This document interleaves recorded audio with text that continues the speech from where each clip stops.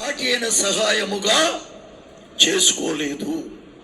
మనందరికీ తెలిసింది, ఎప్పుడు చెప్పుకునే మాటలే. ఆ తర్వాత దేవుడు మేజర్ ఆపరేషన్ చేసి ఆదాములో ఉన్న ఆయన భార్యను బయటకు తీశాడు. ఈ సంగతి ఆదాముకు కూడా దేవుడు చెప్పలేదు. జస్ట్ ఆదాము ఆపరేషన్లో నుంచి బయటికి లేచాడు. దేవుడు ఆపరేషన్ చేస్తే కుట్లు కూడా కనపడవు. ఆమెనంటారా, ఒకరోజు చెవు తెగిపోతే సైనికుడిది ఏసయ్య కుట్టాడా అంటించేశాడా? కుట్లేసి సైనికుడా ఈ కుట్లు మళ్ళీ నేను ఇప్పుతానని చెప్పలేదు. మనం ఆపరేషన్ చేస్తే కుట్టాలి, ఆ కుట్లు మరి చీంపోయొచ్చు, మళ్ళీ సెట్ కాకపోవచ్చు.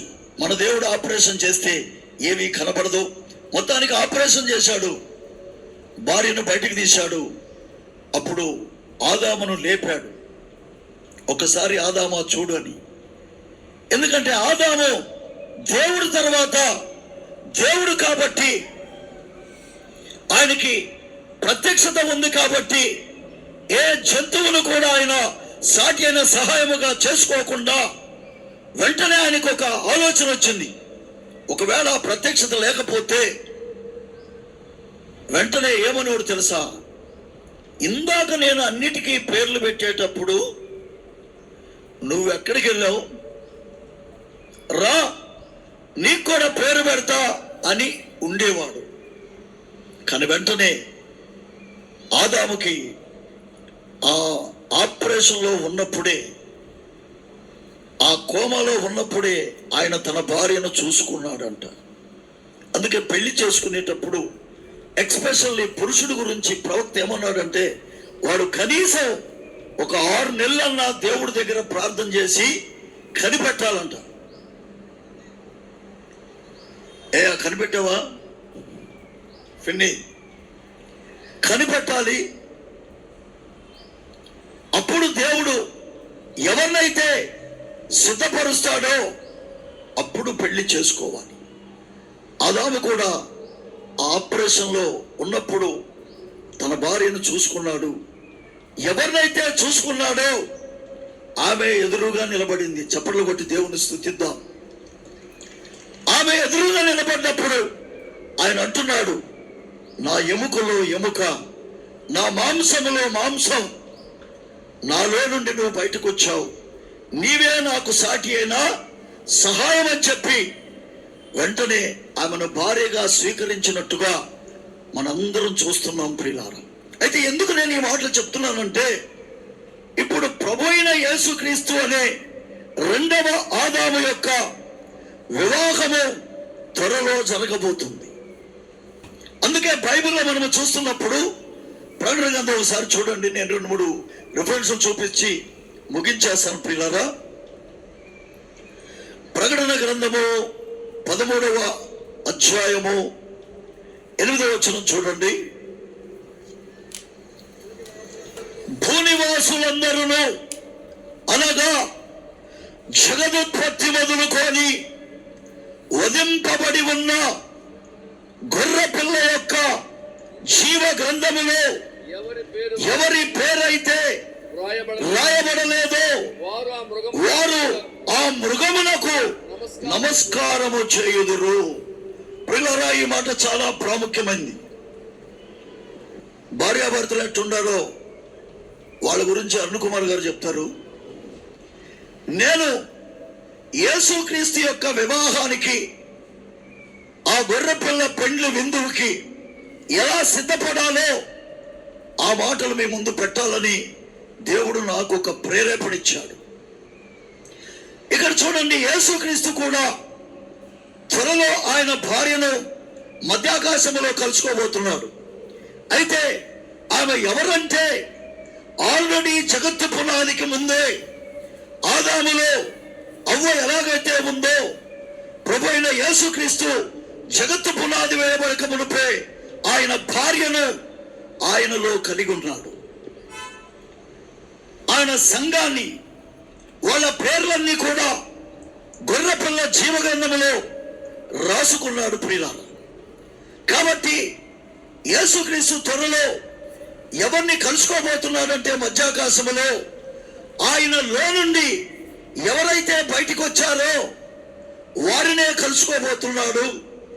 వారి కోసమే ఆయన ప్రాణం పెట్టాడు. వారి కోసమే వాక్యాన్ని మరి దేవుడిచ్చి వాక్యము ద్వారా వారిని ఉదక స్నానము చేయించి ముడత మచ్చ డాగు కళంకము లేని ఒక పవిత్రమైన కన్యకగా ఆయన సిద్ధపరుచుకుంటున్నాడు.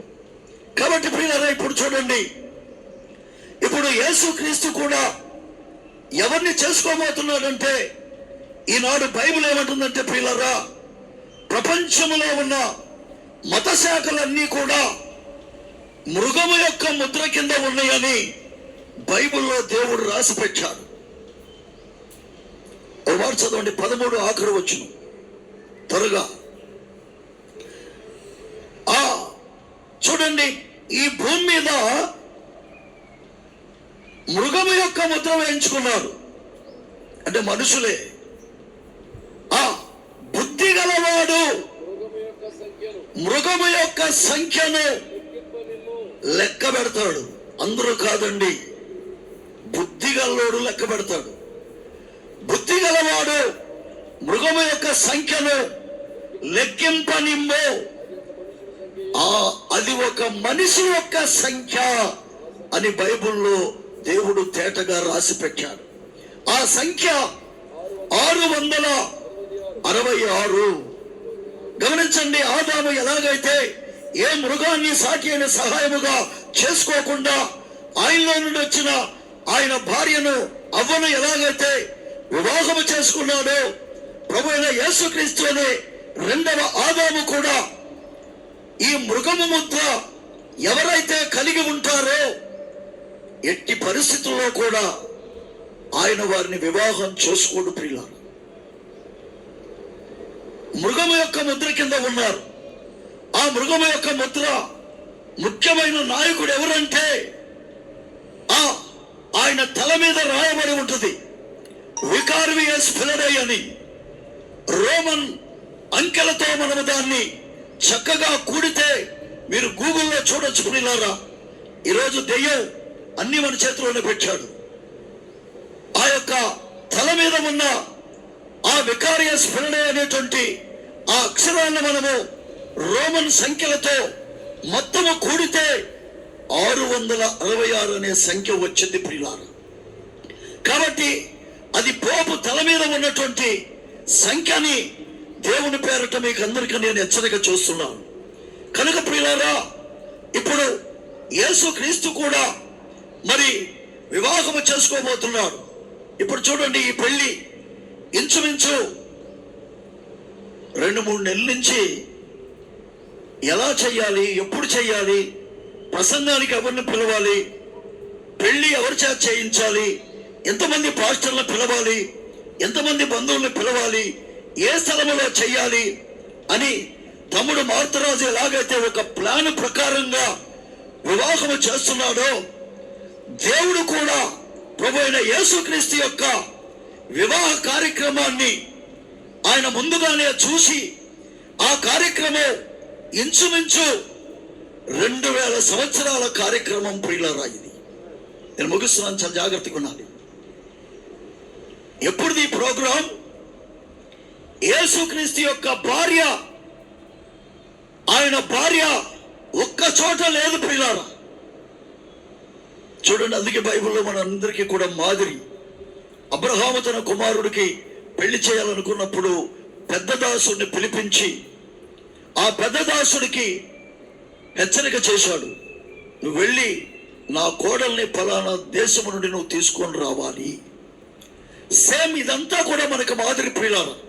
ఇప్పుడు యేసుక్రీస్తు యొక్క వివాహము కూడా మరి ఇది పెద్ద కార్యక్రమం కాబట్టి ఇంచుమించు ఇది 2000 సంవత్సరాల కార్యక్రమం కాబట్టి ఈ 2000 సంవత్సరాలలో ఉన్నటువంటి ఆయన భార్య ఒక్క చోట లేదండి. ఆమె ఎక్కడుందంటే ప్రపంచమంతా కూడా చెదిరిపోయి ఉంది. కనుక ప్రియులారా, ప్రపంచవ్యాప్తముగా చెదిరిపోయిన ఆయన పిల్లల్ని, ఆయన వధువుని ఏకముగా సమకూర్చడానికి ఆయన చనిపోబోతున్నాడని ఒకరోజు కయప ప్రవచించాడు. ఒకసారి చదవండి, నేను ముగిస్తున్నాను. ఇక యోహాను సువార్త 11:52 ఉంది ప్రియులారా, దయచేసి చూడండి. ఎందుకంటే ఈ మాటలు తప్పకుండా మన మనసులో ఉంచుకొని మనం ఎక్కడ సిద్ధపడి మనము యేసయ్యని మధ్యాకాశములో కలుసుకోవాలి. యేసు ఆ జనము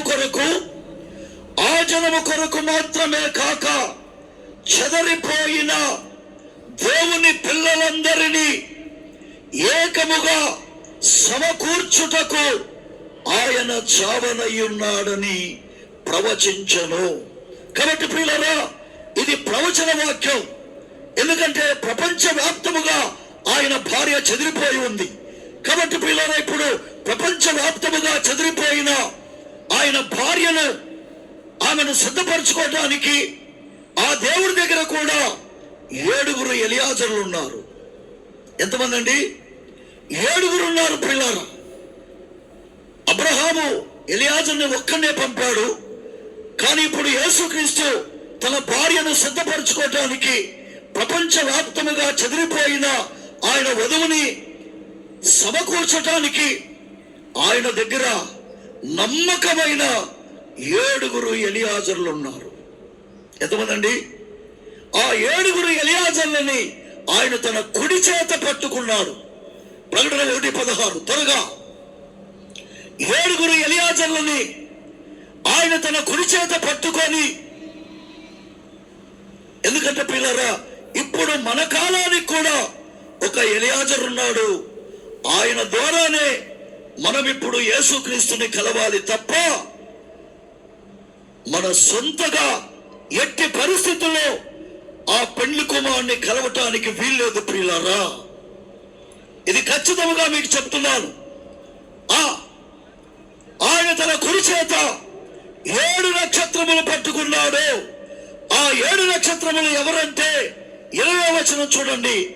ఆ 7 నక్షత్రములు 7 సంఘములకు దూతలు. కాబట్టి ప్రియులారా, ఇప్పుడు యేసుక్రీస్తు అనే గొర్రెపిల్ల ఆ 7 నక్షత్రాలను చేతబట్టుకొని, ఆ 7 ఎవరో కాదు, 2000 సంవత్సరాలలో ప్రపంచంలో ఎక్కడెక్కడైతే రిబకాలాగా చెదిరిపోయి ఉందో, ఎందుకంటే ఆయన భార్య ఆయనలో నుండే బయటికి వచ్చింది ప్రియులారా. ఆమె ఎక్కడున్నా, దుర్సుమర్లో ఉండొచ్చు, లేకపోతే ఇంకెక్కడ ప్రపంచంలో అమెరికాలో ఉండొచ్చు, రష్యాలో ఉండొచ్చు, జర్మనీలో ఉండొచ్చు, జపాన్లో ఉండొచ్చు, పాకిస్తాన్లో ఉండొచ్చు, ఎక్కడున్నా ఆ కాలపు ఎలియాజర్ని ఆమె గుర్తుపట్టింది. కాబట్టి ప్రియులారా, ఇప్పుడు ఈ 7 దేవుడు ఏం చేశాడు?